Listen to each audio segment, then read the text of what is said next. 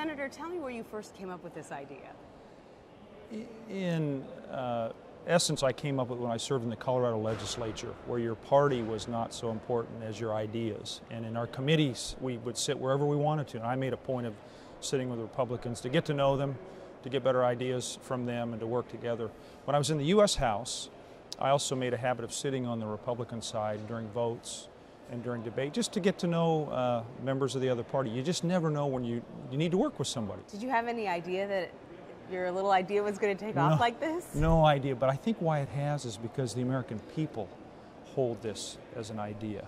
And we're just channeling, if you will, their belief in our system of government and their desire, their deep desire, even their hunger for us to work together. And then this is also tied to what happened in Tucson. Not in the sense of us apportioning blame, but I think we all know the rhetoric's been over the top here, and we've had private conversations among all of us about it, and this was just a warning. This was a chance to turn back the dial, to reset. And look, this is one evening, it's a few hours, but the symbolism here is important, and I'm hopeful that it'll lead to some real legislative and policy product that'll move the country forward. How do you think that that can happen?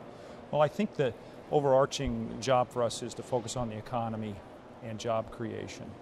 And if we keep that in our mind's eye, and we know that our fellow members of the Senate or members of the House in the end are Americans, and hold this as an important mission for us, I have to know that it'll lead to real work product that'll make a difference. It's one step.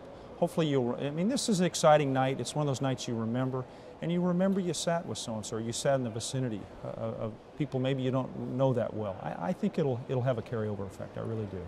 A lot of members are really excited about this. They've obviously put a lot of thought into who they're going to be taking with them to the State of the Union. On the other hand, you have some members who are calling it a gimmick, some who say it's a Democratic trap. What's your reaction to that? It's predictable. Look, we have 535 people plus the delegates in the Congress, and a lot of opinions, and I can see some people who would have that reaction. Good for them. But if you look at the broad embrace of it, Senator Coburn to Tony Weiner, to the Speaker now going to sit with Congressman Bartlett from Maryland, who's a favorite of mine. He's a scientist. He's a brainiac. I think that speaks much more loudly than the few discordant voices. Again, I respectfully disagree with them, but they can sit where they would like to sit, and it's a free country. It's a free Congress. The House chamber is in some days a free-for-all. Do you think that this is going to change the entire nature of the State of the Union address? I mean, it's so well known for one side of the room getting up and cheering and the other side sitting on their hands. I don't know. I don't have a crystal ball, but I do think it'll change the way in which we do our work this year and next. And there's no better time to seize this opportunity. If we can't sit together, how can we expect to work together on really significant challenges facing the country? You said you were motivated by the tragedy in Tucson? I was, and I think we all have been really touched by it, to put it mildly. Many of us know Gabby Giffords. Many of us know what a spirited legislator she is. Many of us know what a pragmatist she is, and somebody who looked for common ground.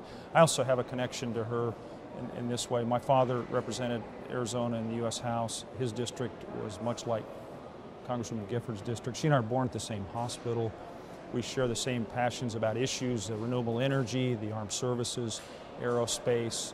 And so I think that people felt like this was a wake-up call for all of us, that we're here for all the best of reasons, even those of us that are far apart on the political spectrum. So it's a way to pay tribute to Gabby in symbolic ways, but also we go back to work and work on the economy, on job creation.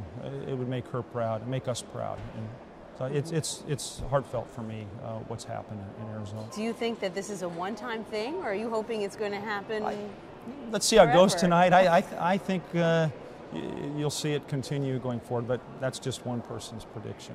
Because you know why? Because I think it'll work, people have fun, and then it'll result in us being better legislators and working on behalf of the country. It doesn't mean we're not going to disagree. It's not going to mean we're going to have heated debates, but maybe just enough of a change in the tone. So let's disagree, let's battle, let's compete over ideas and direction but let's not be so disagreeable about it. It doesn't serve anybody's interests. It really doesn't. I think the voters last fall, they said, in my state, 3 things.